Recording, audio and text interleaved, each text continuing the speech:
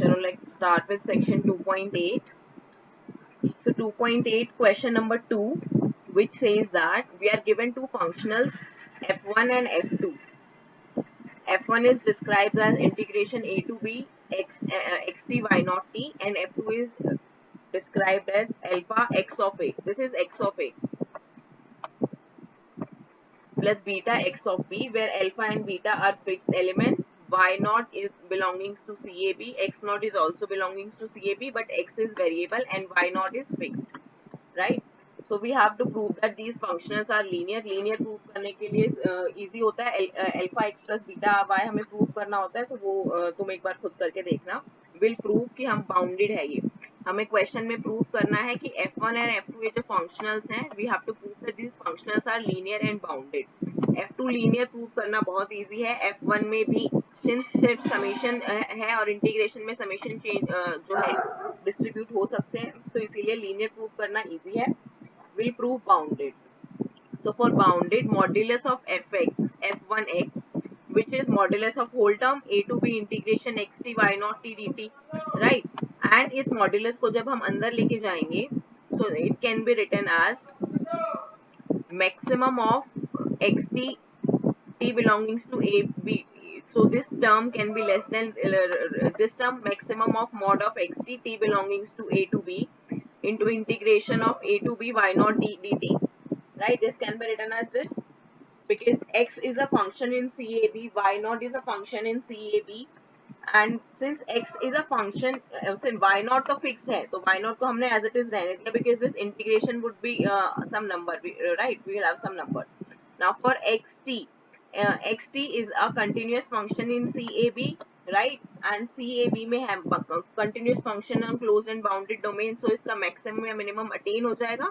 So we'll write this as this is less than equals to maximum of modulus of xt into integration a to b y naught dt.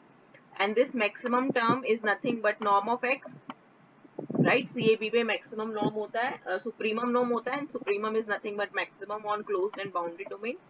So this is nothing but norm of x into integration a to b y naught t dt, right? And norm f क्या होता है? Supremum of modulus of fx upon norm of x. So जब इसको norm of x को divide करेंगे, so we will have this is less than equals to a to b integration y naught t dt, and this can be written as some alpha. Norm of f is less than equals to some alpha, so that means f is bounded. Any doubt in this?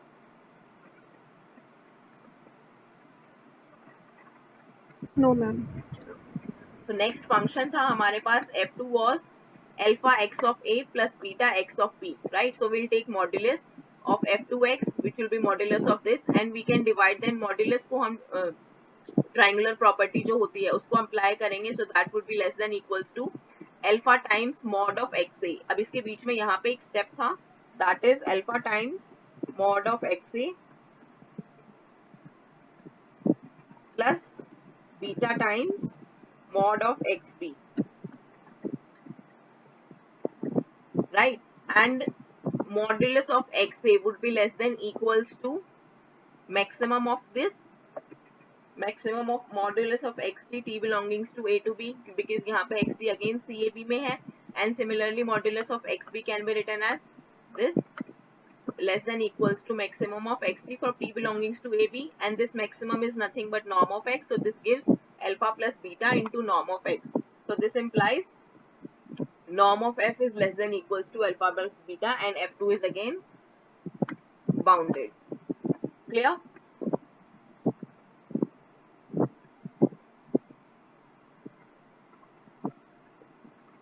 So next question we have is question number 3, which says that fx is a function given by this, right? Fx is a function given by this, where t is from -1 to 1 and x belongs to c -1 to 1, that is continuous in the interval -1 to 1, right? So we have to show that f is bounded and we have to find the norm of f. The question is find norm of f, right? So for norm of f, what we do is we find modulus of fx. So modulus of fx is nothing but modulus of whole term, right? And then triangular property से use करके this would be less than equal to individual का modulus, right? So this would be nothing but अगर xt है यहाँ पे xt is in c minus 1 to 1, so this can be written as less than equals to norm x, क्योंकि यहाँ पे maximum आ जाएगा first, यहाँ पे बीच में एक स्टेप आएगा, this is less than equals to maximum of mod of xt from minus 1 to 0 and that would be less than equals to norm x, and अंदर क्या बचेगा, modulus of minus 1 to 0, xt बाहर गया तो dt बचा सिर्फ, and similarly यहाँ पे norm of x integration 0 to 1 dt, minus 1 to 0 dt length आ जाएगी सिर्फ, that would be equals to 1 and यहाँ पे भी 1, so this is equals to 2 times modulus of x। तो यहाँ से क्या आया कि norm of f that is supremum of modulus of fx, अगर हम modulus of x norm of x equal to 1 के ऊपर कंसीडर करते हैं, तो यहाँ से नॉर्म f क्या आ गया, less than equal to 2, right.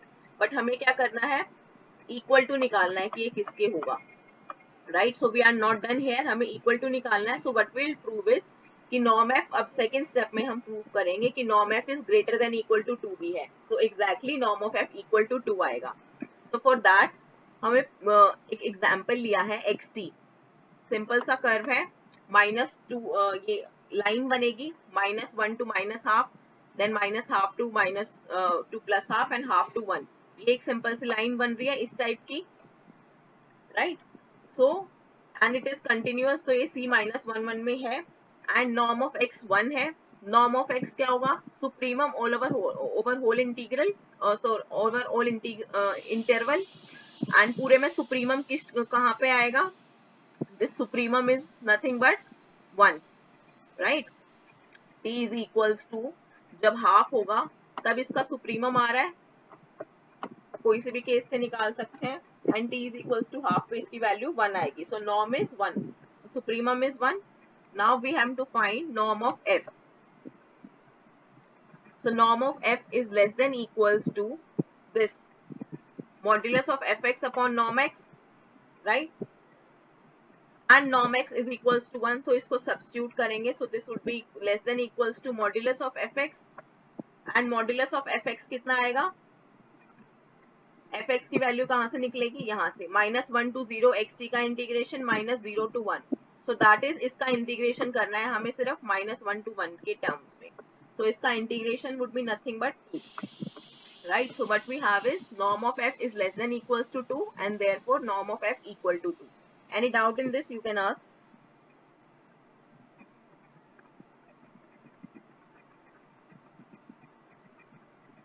No doubts?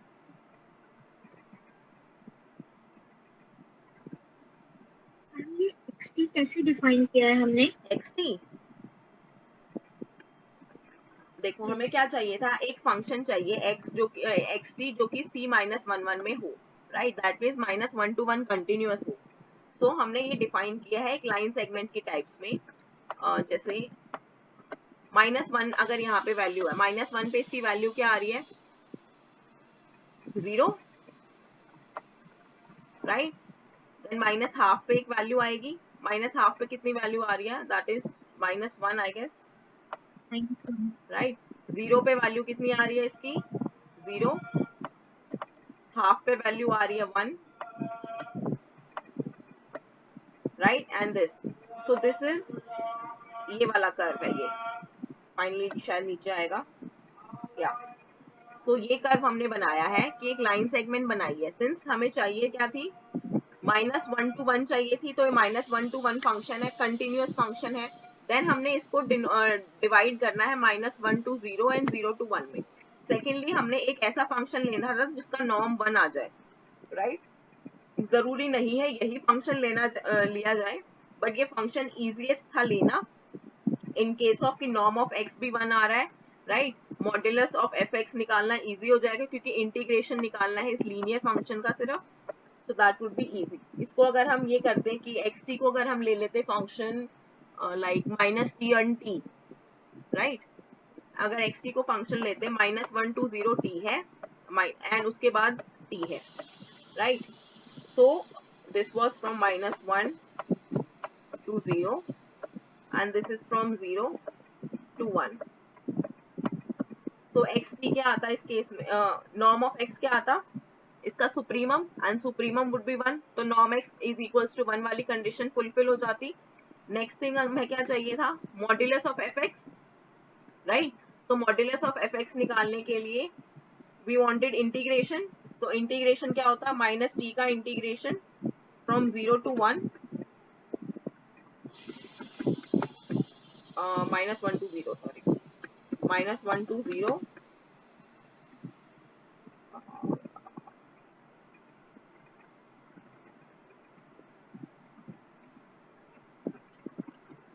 Right, plus t का integration from 0 to 1.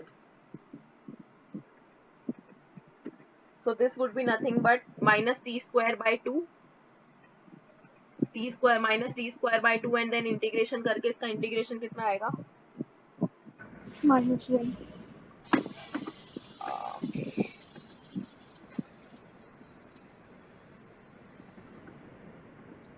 -1 to 0 that is equals to 1, -1 by 2 plus 1 by 2, तो 0 आ जाएगा ना integration modulus of f x, शायद 0 ही आ रहा है या फिर -2 आएगा, राइट। सो जस्ट हमें ये देखना है, इस फंक्शन का अगर नेगेटिव ले लेते शायद काम कर जाता, हमें सिर्फ एक ऐसा फंक्शन चाहिए था एक्स टी जो कि इस प्रॉपर्टी को सेटिस्फाई कर दे कि एक्स टी कंटिन्यूस है C-1 में, ठीक है, एंड जो उसका नॉर्म है वो 1 दे दे ताकि आगे इजी सॉल्व करना हो जाए। अगर कोई और फंक्शन लेना है C-1 में तो उसको भी लेके तुम इवेलुएट करके देख सकते हो कोई और फंक्शन, जैसे यहाँ पे -t + t लिया है, यहाँ पे t - t ले लो, t स्क्वायर ले लो, तो उसको सॉल्व करके देखना है जस्ट। तो एक एग्जाम्पल मुझे पता था तो मैंने ये कर दिया, इस बेसिक एग्जाम्पल से भी सॉल्व करके देख सकते हो, no problem in that. Just हमें ये वाली कंडीशन चाहिए कि norm of f should be less than equals to 2. Any doubt in this?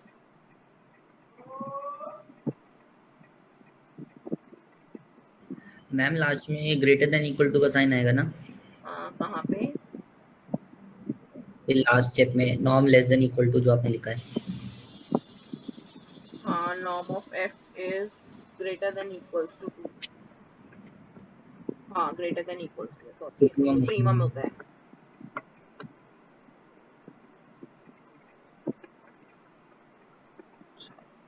हो गया ये clear?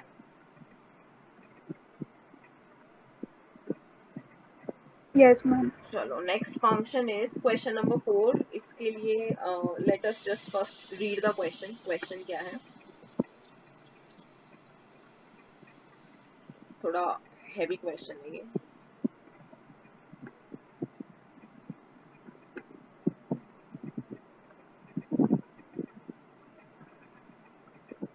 So question 4 is, we are given f1 is equals to maximum of xt, f2x is equals to minimum of xt. We have to show that they define functionals on CAB. Are they linear? Are they bounded? ठीक है। So first is we have to show that ये functionals हैं, and second ये linear है या bounded है। तो functionals की definition क्या होती है, functional कैसे show करते हैं? functional क्या होता है, एक operator जो x2 फील्ड में एलिमेंट देता है, राइट। सो अगर हम ये प्रूव कर दें कि इसकी जो वैल्यूज आ रही हैं वो फील्ड में आ रही हैं, तो हमारे लिए फंक्शनल प्रूव हो जाएगा, right. So for that now F1 और F2 दोनों फंक्शनल्स हैं। क्यों? क्योंकि ये वैल्यूज क्या ले रहे हैं, मैक्सिमम और मिनिमम वैल्यूज का लिए फंक्शंस है ना ये, maximum of xt and minimum of xt। And xt क्या है, CAB में फंक्शन है, एंड t जो है closed and bounded domain AB में बिलोंग करता है। एंड हमें पता है कंटिन्यूअस फंक्शंस जो है मैक्सिमम और मिनिमम अपना दोनों अटेन करते हैं on closed and bounded domain. So ये F2 जो फंक्शन है और F1 जो फंक्शन है ये इंडीड जे इंटरवल में ही बिलोंग करेंगे, राइट। राइट, सो मतलब इनकी जो मैक्सिमम और मिनिमम है ये अटेन होगा, दैट मीन्स ये जो क्वांटिटी हम लिख रहे हैं maximum of xt and minimum of xt, ये दोनों की दोनों क्वांटिटी डिफाइंड होंगी, एंड इनकी रेंज कहाँ जा रही है, maximum of a function over an interval. तो ये सारी की स्पीड में जाएंगी, right. So therefore what we have is f1 and f2 are functional since continuous functions attain maximum and minimum on closed interval, right. Next we have to show that if they are linear and bounded. prove that these are not linear, what we'll do is right. So first step in this was we have to prove that they are linear or not linear. We do not know if they are linear or not. So proof. So for that, first we need to show that कि linearity का proof जो है वो hold नहीं करेगा, right? So linearity का proof hold नहीं करेगा, उसके लिए हम सिर्फ एक assumption दे सकते हैं, counter example दे सकते हैं. तो counter example के लिए हमने दो functions लिए, xt is equals to t minus a upon v minus a, normal line segment, right? जो a से शुरू हो रही है, b पे खत्म हो रही है, जिसकी length 1 है, right? And next हमने लिया yt function, xt का negative है just, right? So f1 of x plus y क्या आएगा? x plus y function ही 0 है, तो f1 और f2 दोनों के दोनों की maximum और minimum value 0 function की 0 ही होगी, right? So now we have to take कि ये linear नहीं है, that means जब हम डिस्ट्रीब्यूट कर देंगे एडिशन को तब फंक्शन की वैल्यू क्या आ रही है, we have to see that. So f1 of x, f1 क्या डिनोट कर रहा था, मैक्सिमम फंक्शन, राइट? इसका मैक्सिमम वैल्यू कब अटेन होगी, जब t is equals to b होगा, राइट? या तो 0 से 1 वैल्यू जा रही है ना इस फंक्शन की, सो जब t is equals to b हो जाएगा, इसकी मैक्सिमम वैल्यू 1 अटेन हो जाएगी. सो इसकी मैक्सिमम वैल्यू क्या आएगी, f1 ऑफ x की value is 1 and f1 of y इसकी वैल्यू क्या है, -1 to 0 जा रही है, करेक्ट? सो इसकी maximum value is 0. So f1 plus f2 sorry f1x plus f1y की वैल्यू क्या आ रही है, 1 एंड f2x प्लस f2y की सिमिलरली वैल्यू आएगी -1 which is not equals to 0, right? So linearity hold नहीं कर रही. We have proved. Next we have to see if they are bounded and और not, right? So for bounded, what we do is we take this modulus of f1x. Modulus of f1x would be nothing but modulus of maximum of this. Now maximum को हम अंदर लेके जा सकते हैं. So this would be nothing but less than maximum of modulus of xt, modulus of xt where t belongs to j, and this is nothing but norm of x. And similarly for f2x, modulus of minimum xt is less than equals to maximum of mod xt, ये हमेशा होता है, right? So this is also equals to norm of x. So that means दोनों cases में दोनों functionals जो है bounded है but linear नहीं है, right? Any doubt in this?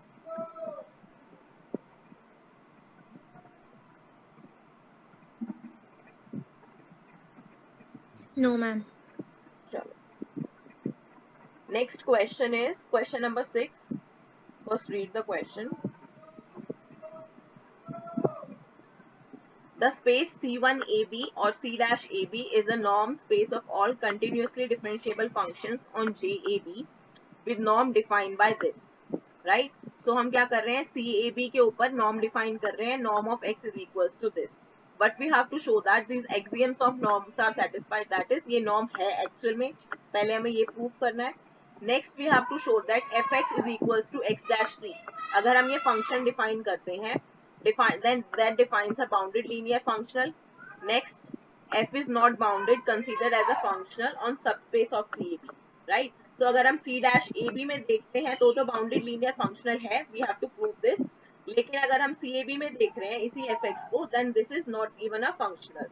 No, this is not a bounded, right? So हमें यहाँ पे 3 parts हैं, 3 parts को हम अलग अलग prove करेंगे. So the first part is we are given norm को हम ये define कर रहे हैं, we have to prove that this is norm. First case is norm of x is greater than equals to 0 होना चाहिए हर एक x के लिए. Now this is modulus term, this is modulus term, always greater than equals to 0, right? So first one is obvious. For second, what we have to prove that norm of x is equals to 0 if and only if x is equals to 0, right? So if we take xt is equals to 0, right, first part, then maximum of xt is also 0, maximum of x dash t is 0, right? So norm of x is equals to 0. First way is clear. For second way, what we assume that is norm of x is equals to 0, right? Norm of x is equals to 0, that means this summation is equals to 0, and these terms modulus of xt and modulus of x dash t, these are always greater than equals to 0, right? So इनके summation को 0 होने का मतलब क्या है, individually 0 होना पड़ेगा. So xt is a function such that modulus of xt is equals to 0, modulus of x dash t is equals to 0, and xt कहाँ पे belong कर रहा है? Continuous functions in a CAB, right? So that means xt is equals to 0. ये property पढ़ी होगी, right? CAB में C1AB में कोई function है अगर xt and xt is 0, norm of x, modulus of xt is equals to 0, so then xt has to be equivalent to 0, right? So second case is already proved. Third case के लिए हमें scalar multiplication चाहिए, तो scalar multiplication भी obvious है क्योंकि यहाँ पे अगर हम अल्फा एक्स लिखेंगे तो यहाँ पे भी अल्फा एक्स आएगा, यहाँ पे भी अल्फा एक्स आएगा, राइट? सो इसको हम बाहर लेके आ सकते हैं अल्फा को हर एक साइड से, सो दैट वो is also obvious. Fourth part is triangular inequality. So norm of x plus y को कैसे लिख सकते हैं? That is equals to maximum of mod x plus y and maximum of x dash plus y dash, right? And इसके ऊपर फिर से modulus के ऊपर ट्रायंगुलर प्रॉपर्टी अप्लाई करेंगे, so that would be less than equals to maximum of modulus x plus maximum modulus y, and similarly here modulus of x dash and modulus of y dash. So first and third term जो है combine होके बन जाएंगी norm of x, and second and fourth term जो है वो combine होके बन जा रही है norm of y. So fourth property is also satisfied. सो सारी नॉर्म की प्रॉपर्टी सेटिस्फाई हो गई. That means this defines the norm. Is this clear? Yes, ma'am. चलो. Second part was कि if functional is defined as fx is equals to x dash c, where c is equals to a plus b by 2. a and b क्या थे? End points, right? Interval के. तो अगर हम fx को x dash c से denote कर रहे हैं, so we have to prove that कि f जो है एक bounded linear functional है. So for that linear के लिए easy है. First we'll take f of alpha x plus beta y. That would be nothing but alpha x plus beta y of c का whole derivative, and derivative जो है summation के ऊपर divide हो जाता है, so that would be nothing but alpha x dash plus beta y dash, and that is linearity prove कर रहा है, right? So for boundedness what we needed was mod of fx, modulus of fx would be nothing but modulus of x dash c, right? Now ये c जो point है, this is the point in the interval ab, right? So इसको ऐसे लिख सकते हैं modulus of x dash c is less than equals to maximum of this, क्योंकि x dash जो था that is also belongs to CAB. x function was c1 में था ना, so that means इसका first derivative is also continuous, so that means ये वाली inequality जो है ये hold कर जाएगी. तो modulus of x dash c can be written as this is less than equals to maximum of modulus of x dash t, and this is nothing but norm of x, right? So यहाँ से क्या आया? Norm of f is less than equals to 1 and hence f was bounded. Second proof हो गया, that is the bounded linear functional, right? एक बार फिर से करना मैम. linearity clear है? Yes ma'am. ठीक है. boundedness के लिए हमें क्या चाहिए? modulus of fx is less than equals to some c times norm of x, right? So उसके लिए modulus of fx consider करेंगे. fx is nothing but x dash c, right? And x dash c यहाँ पे हमने जो x लिया था, क्योंकि हम f के ऊपर f जो डोमेन एलिमेंट है वो तो x में ही है ना, and x was in c1, right? c1 में होने का मतलब क्या है? x भी कंटिन्यूअस है and इसका फर्स्ट डेरिवेटिव भी कंटिन्यूअस है on ab, yes ma'am. right? And derivatives अगर continuous है, that means modulus of x dash c को हम less than equal to लिख सकते हैं, maximum and minimum attain कर जाएगा ना, continuous function हो गया x dash t on closed and bounded domain, तो maximum minimum attain कर जाएगा. therefore ये inequality जो हम इसको लिख सकते हैं modulus of x dash c is less than equals to maximum of modulus of x dash t. clear?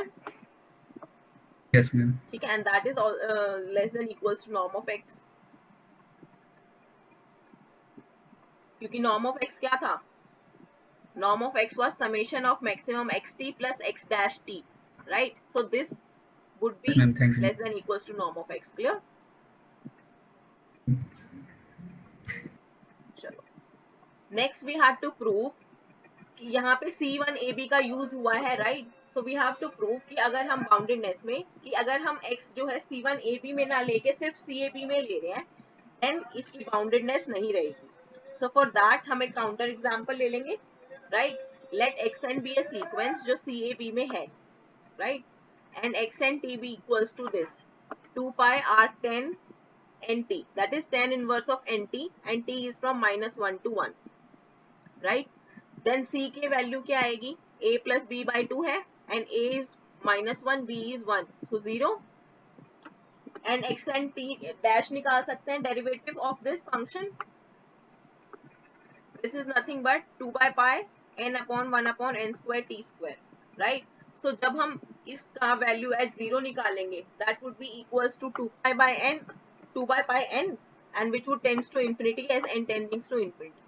That means हमारे पास एक सीक्वेंस आ रहा है जिसकी value at f dash c, right, ये फंक्शनल है ना, fx की value was x dash c, right. So हमारे पास एक सीक्वेंस आ रही है जो कि हम अभी प्रूव कर देंगे कि CAB में है, बाउंडेड है, बट वो जिस पॉइंट पे कन्वर्ज कर रही है वो पॉइंट जो है इंफिनिटी है. दैट मीन्स वो सीरीज ही कन्वर्ज नहीं कर रही है for c is equals to 0 के लिए, राइट. तो हमारा केस यहाँ पे प्रूव हो जाएगा, बाउंडेडनेस नहीं आ रही है, राइट. सो हमें अब बस ये यहाँ पे तो प्रूव कर दिया हमने कि xn dash 0 जो है इंफिनिटी पे टेंड कर रहा है n tends to infinity, and hence this is a not bounded functional for CAB.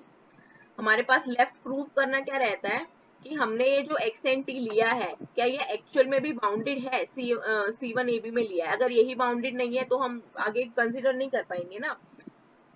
सो उसके लिए हमने लिया कि नॉर्म ऑफ xn जो है CAB में बिलोंग करता है, राइट. सो इसका जो नॉर्म होगा that would be supremum norm, supremum of xn t over t from -1 to 1. tan inverse का सुप्रीमम कितना होता है, 1, right, from -1 to 1. So this is equals to sorry tan inverse का supremum is pi by 2, and यहाँ पे हमने 2 by pi से multiply किया हुआ है, right.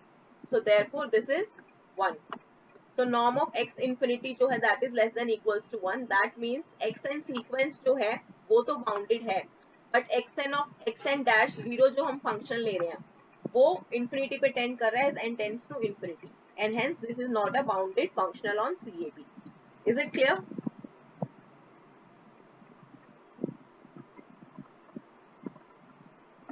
Or any doubt? Ma'am ये एक्सेल हम CAB में लेके चल रहे हैं या C-AB में? C dash है. ये फंक्शनल का हमें प्रूव करना था कि f of x का एलिमेंट जो है x is in C dash, लेकिन fx की जो वैल्यू जा रही है that is in CAB, right. So हमें ये प्रूव करना है कि x dash c अगर हम एलिमेंट हमारा CAB में है तब वो बाउंडेड नहीं बचेगा फंक्शन. अगर C1 AB में जा रहा है तो फंक्शन बाउंडेड हो रहा है, वो हमने देख लिया था.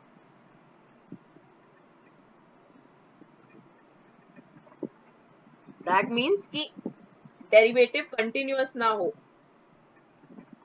एलिमेंट कंटिन्यूअस है बट उसका डेरिवेटिव कंटिन्यूअस नहीं है.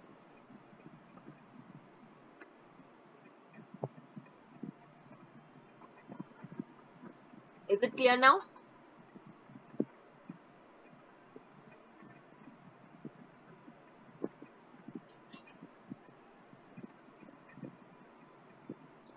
So I'm hoping it is clear now. So with this section 2.8 is complete. Now we'll be doing some the two questions of 2.10 that we had left, right? So that is 2.3, 2.10, right?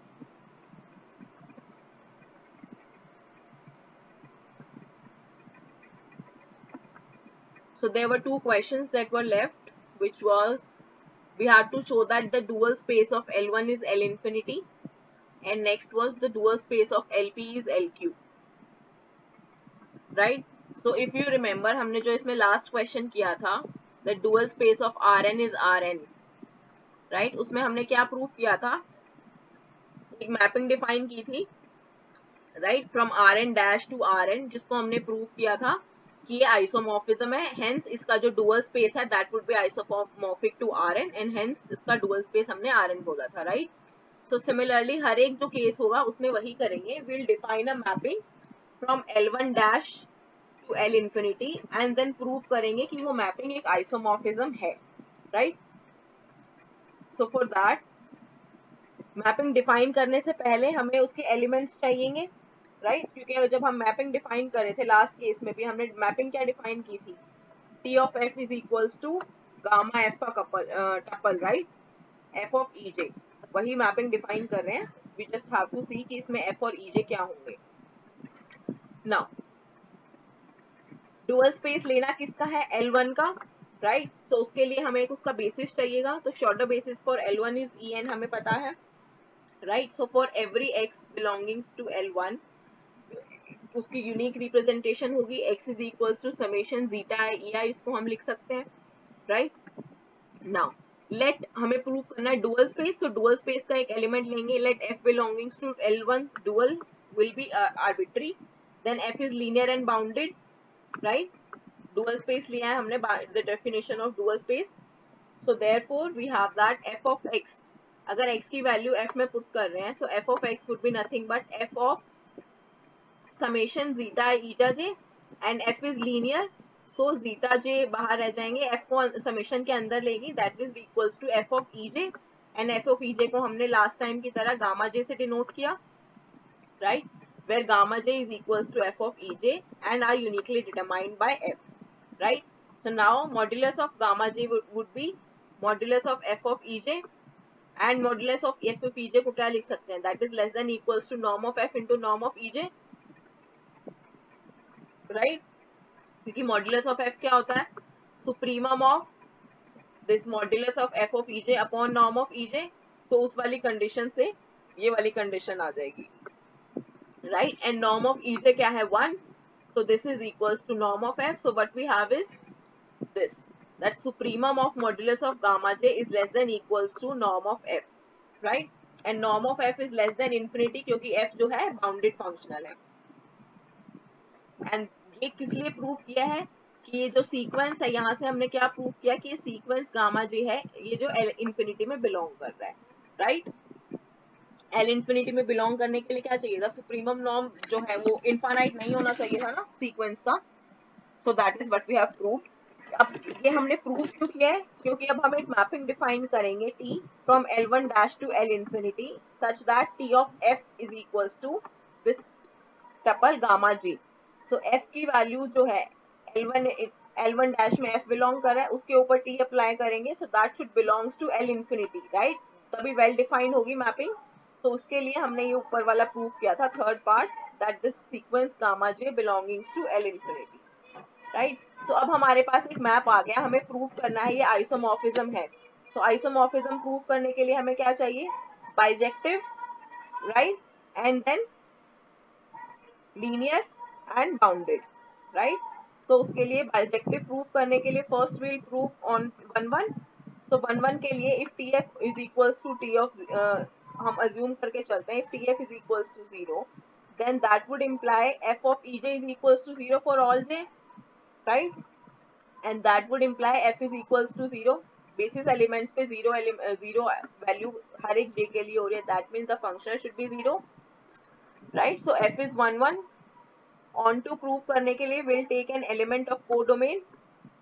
So we take let b is equals to beta j belongings to L infinity be arbitrary, right? And we define a functional g from L1 to k by g of x is equals to this summation zeta I beta I, right? ये यहाँ से हम कैसे define किया है ना? देखो कोई भी अगर हम फंक्शनल ले रहे थे, राइट? जैसे हमने यहाँ पे एक आर्बिट्री फंक्शन लिया था f, तो उसके ऊपर x अप्लाई कर रहे थे, तो क्या वैल्यूज आ रही थी? f उस फंक्शनल की value at basis elements and x का कोफिशिएंट्स, राइट? सो सिमिलरली हमने यहाँ पे जो है फंक्शनल डिफाइन किया है g, जो कि L1 से k पे जा रहा है. तो g के ऊपर अगर x अप्लाई कर रहे हैं, तो वैल्यूज क्या देगा? x के कोफिशिएंट्स इनटू बीटा i. और बीटा i क्या है? g की values, right? g at ei. So clearly g is linear by definition, right? इसको linear हम already prove कर सकते हैं, summation है सिर्फ, and modulus of gx that would be less than equals to supremum of beta j into summation zeta I, right? And this is nothing but norm of x, this summation iota is equal, I is equals to 1 to infinity modulus of zeta is, this is norm x. So what we have is norm of g is less than equals to supremum of beta j, j is equals to 1 to infinity. And this supremum of beta j, this was belonging to L infinity, right?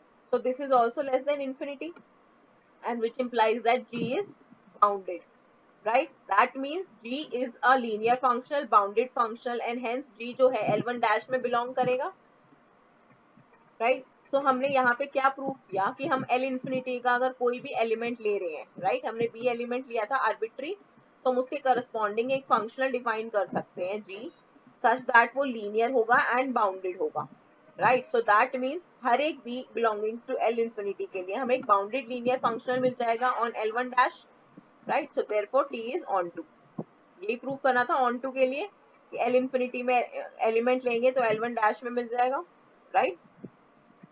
On to prove हो गया, linearity prove करनी easy है, right?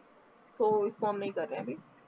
Now next we are proving boundedness. Boundedness के लिए हमें क्या prove करना है? Norm of f is equals to norm of T f, right? Norm preserve कर रहा है. So for that modulus of f x क्या होगा?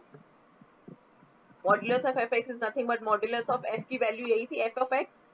नाउ इसको जब इवेल्युएट करेंगे तो just last case की तरह that can be written as this is less than equals to supremum of modulus gamma j and this summation of modulus of zeta I, and this is equals to norm of x, right? So therefore what we have is norm of f which is equals to this supremum of modulus of fx upon norm of x. This is less than equals to this supremum of gamma j, right? And that implies this norm of f is less than equals to. Now ये जो gamma j's element है ये L infinity में belong कर रहे थे, L infinity पे supremum जो होता है ये इसका नॉर्म होता है.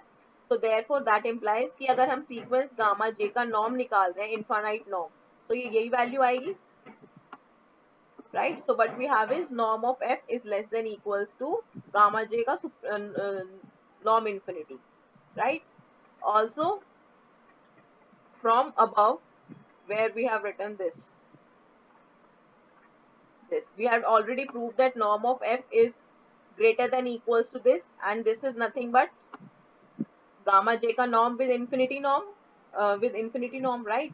So from 3 and 4 what we have is norm of f is equals to this norm of gamma j with infinity, and gamma j tha kya actual mein? That is tf, right? This tuple gamma j was nothing but tf. So therefore norm of f is equals to norm of tf. So what we have is t जो है एक bijective mapping है, linear mapping है, and norm को preserve कर रहा है. So that means isomorphism है, and therefore L1 dash is isomorphic to L infinity, and hence इसका जो डुअल स्पेस है that would be isomorphic to L infinity, and we can say कि इसका dual space is L infinity. Is it clear or any doubt in this?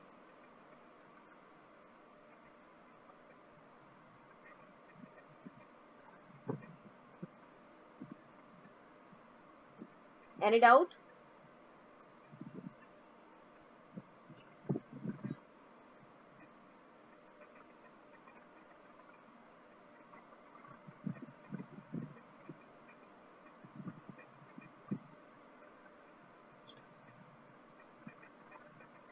Next is the same question. Show that the dual space of LP is LQ where P and Q is the conjugate of P. Conjugate कहने का मतलब क्या है? 1 upon P plus 1 upon Q is equals to 1. Right? So same procedure से follow करेंगे. En इसका shorter basis है.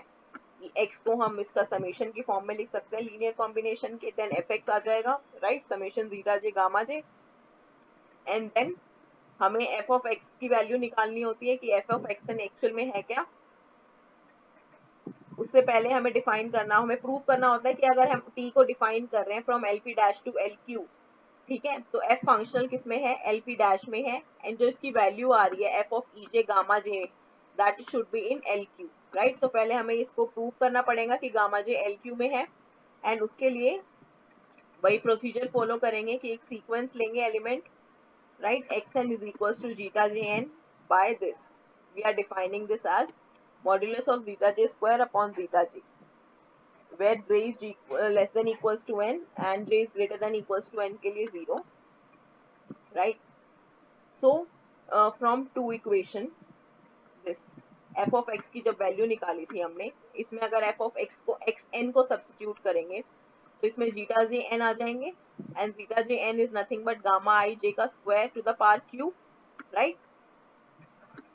So this is nothing but gamma j से gamma j cancel, f of xn is equals to this summation of this modulus of gamma j to the power q, right. So next we find mod of fxn, that would be less than equals to norm of x into norm of xn to the power to norm to the norm of with respect to p, right. xn p l p में होना चाहिए.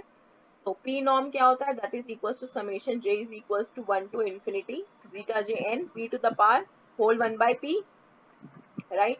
Zeta j n की value क्या है, gamma j का modulus upon gamma j q to the power p to the 1 by p, right. So जब इसको substitute इस वैल्यू को सॉल्व करेंगे so this would be nothing but ये क्यू है whole to the power p है, so that is p q to the power minus p आ जाएगा ये,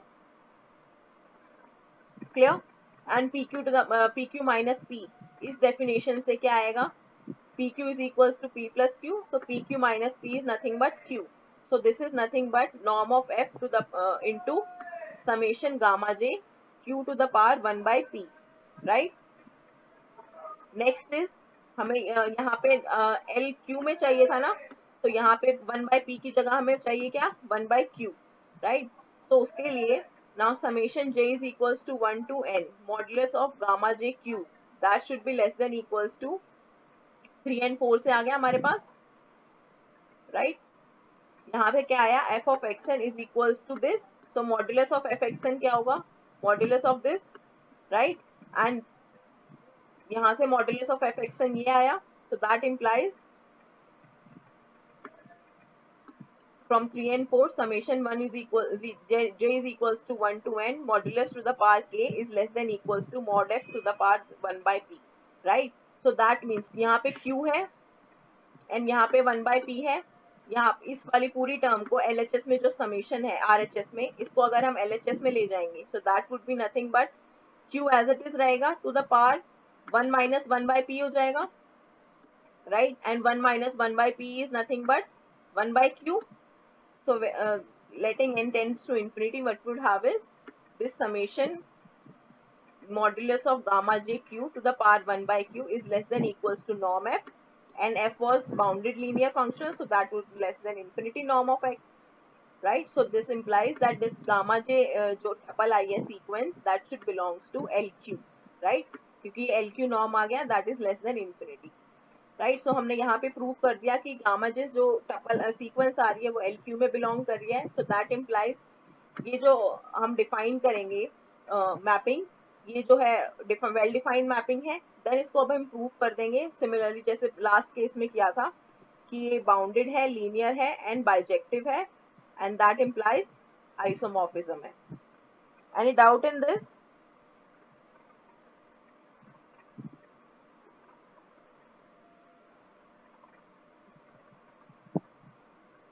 no doubt.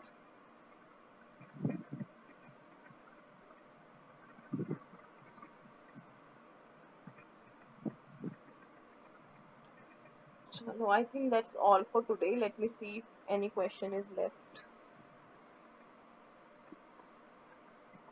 Okay, so there are few questions from section 2.9 that you have to try. Like first few questions, determine the null space, range of T, null of T, find the dual basis, find f1x, f2x where x is given, right? So these are very easy questions and you can do them on your own. अगर इनमें कोई problem आ रही है so you can ask me. Question 1 to